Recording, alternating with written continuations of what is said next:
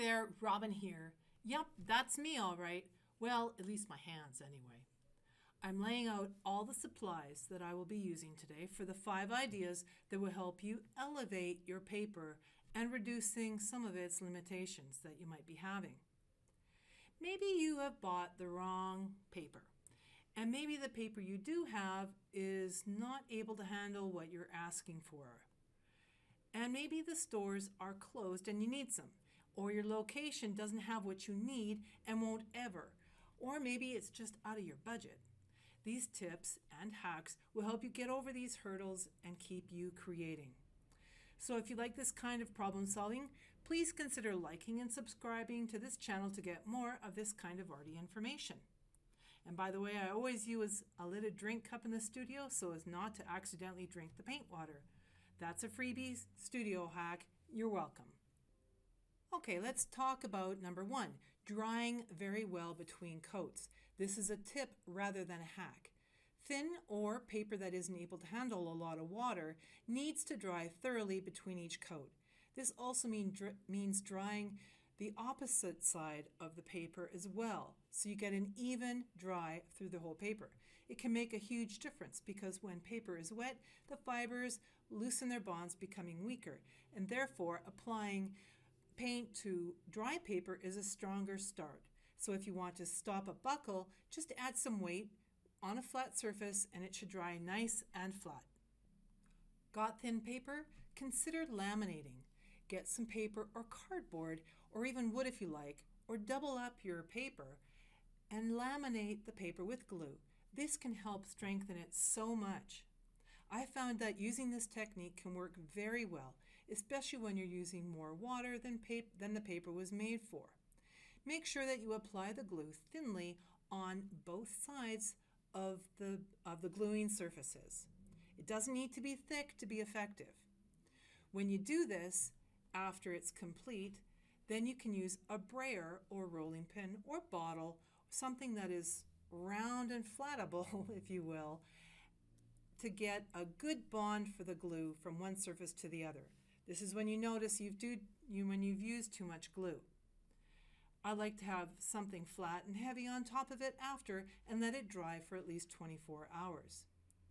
Do a practice run first to see if you like this surface. Test, test, test. It is so important.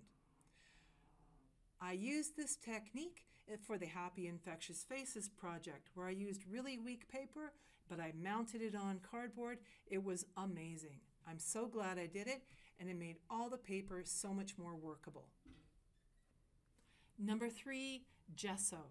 You can buy gesso already made from many different art supplies companies, or in a pinch, if you're stuck and you need something or you want something specific to you, you can make it, and you probably already have everything you need in your house to do so.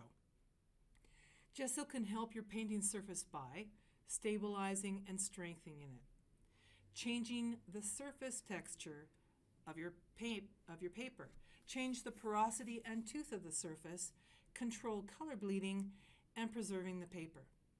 Now this recipe is simple to remember. It's 1/3, 1/3, 1/3. It's 1/3 tooth, 1/3 binder, and 1/3 pigment. And then you can start to customize from there, making it how you like.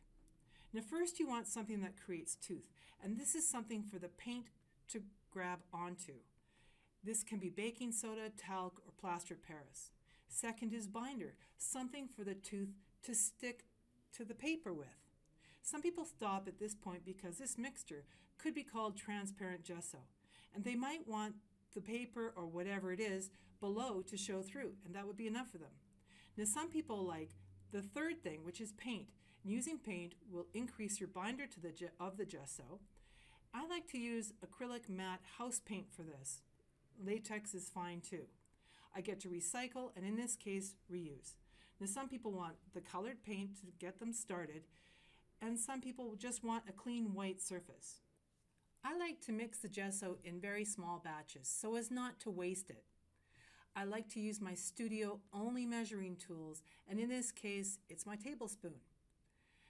See how powdery the talc can be? It can be like this with some of these tooths, if you will. in this case also, the talc can get in your lungs, and this is where you might want to mask up or be very careful when you're mixing. Right now, talc is my favorite to use because I like the smoothness of it. Now, some people add other things to create even more textures. And of course, you can mix these textures or tooths. It can be stuff like sand, it can be coffee, it even can be paper pulp. And they all look really great. Adding tooth is where you get to make your gesso thicker or thinner as you like. Adding water to your gesso is not necessarily a great idea because if you do so, the extra water can make your paper buckle. You can let this gesso air dry or blow dry. If I use a blow dryer, I apply in thin layers. Or if I want thick layers, I will let it air dry. Blow drying can cause thick layers of paint to dry at different times, and this can cause the paint to tear and pull apart. I stir this mixture until it's well done. As you can see, it's homogeneous. And for me, I like all the lumps out. And this is where it gets ready to apply. Now I'm going to do a fun thing with these hacks from now on. I'm going to run some watercolor tests to show you the results. And then you can make your own decisions.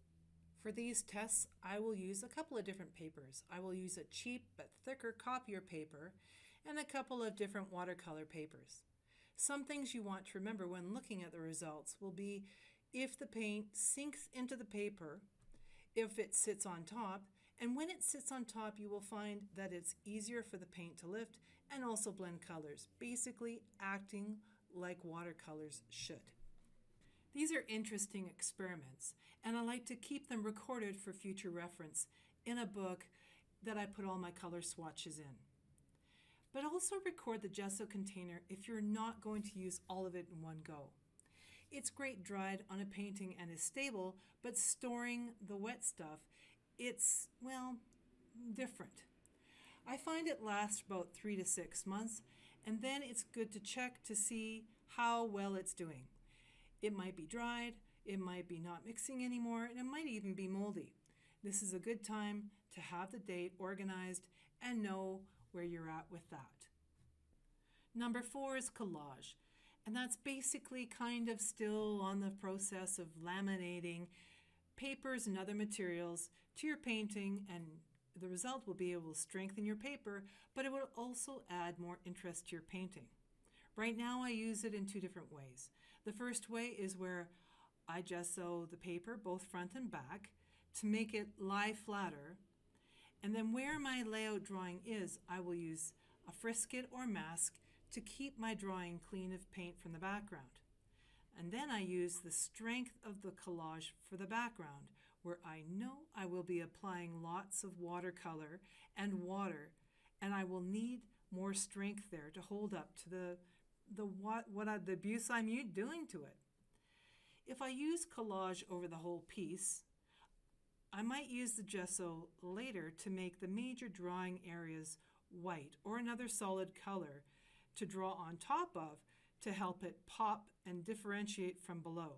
Or I might paint right over the top of it and let the images blend and merge with the background. Using collage can open up you artistically for new and interesting options. I find that collage adds a playfulness to my art. And again, to create collage, I like to apply both surfaces with a thin layer of glue and then run the brayer over top of it to get a good bond. Sometimes if it's starting to buckle, I will also put it under a weight for 24 hours and then carry on using it. Hey, it's really great to recycle with different papers, so it's win-win. Number 5. This tip is helping your paper from the top using either gum arabic or gelatin. Gum arabic is a non-toxic watercolor binder. Gum arabic can also help paint to flow when mixed with it. When painted on paper, it can seal the surface to slow absorption and allow the spread of water and watercolor paint across the top of the paper. It can also add a crispiness and firmness to the paper, making it more rigid. Here are a couple of potential downfalls to gum arabic. It can yellow or brown over time. Now I have 2 bottles of 2 different ages of gum arabic from the same brand. You can really see how brown it can age. I decided the older gum arabic would maybe not be as noticeable when you applied it to paper, but no, I could really see the difference. And it was not a good effect. When dried and it's in its natural form, this resin gum arabic looks like chunks of glass. It is this property that can increase the shininess and intensity of your paints. But it's in the shininess that is something you might not want to have in your traditional watercolor paintings. Usually they're matte. So to prevent this, I would mix it with water to dilute it and break up the shininess, and do it in more layers and test it to see the effectiveness. You can find gum arabic in arts and craft stores, but you can also find it in cake decoration and pastry stores because it's an edible product. Let's talk about gelatin, or sizing. It is often added to watercolor paper manufacturing or painted on the top to seal the paper to make it less porous. I have used this process for lesser quality paper to elevate it and make it higher quality. But I've also added it to high quality paper that has aged poorly. Gelatin, being an organic material, can deteriorate over time, so some good quality papers that have not been used for a long time or maybe have been stored incorrectly or not have aged well can show the fail of gelatin. Low quality paper or high quality paper with sizing fail will show in the form of uneven paint, bleeding paint that could go right through the paper, blending that is not happening well, or lifting the watercolor not well. This can be a huge waste for you, for your time, and financially as well.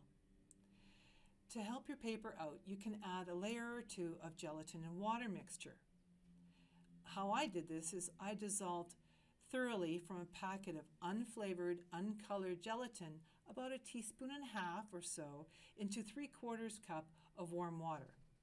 I added it slowly until the water was murky colored, and when I ran my finger through it, there were no lumps or little grit.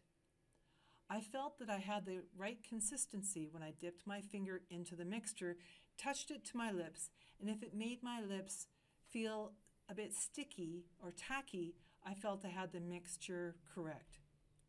Then I applied it to gently and evenly with a brush to the paper, never in a scrubbing motion because that can damage your paper. I then let it dry thoroughly. I suggest you test before using on a finished piece because, to be honest, again, you want to know this is the effect you're looking for. Record the results of your tests and do several different kinds of tests with different strengths of mixtures to find out how you want to customize it. You might like your mixture thicker or thinner, for example. A downfall to doing this experiment is using so much water that it can make your paper buckle. To solve this, you can put the paper under a book or flat weight until it dries. These are the results from the gum arabic, gesso, and gelatin experiments. I used several different brands and weights of paper, and I divided up the surface to give a greater comparison. I have a bare area surface, gelatin, gesso, and 2 layers of gum arabic experiments.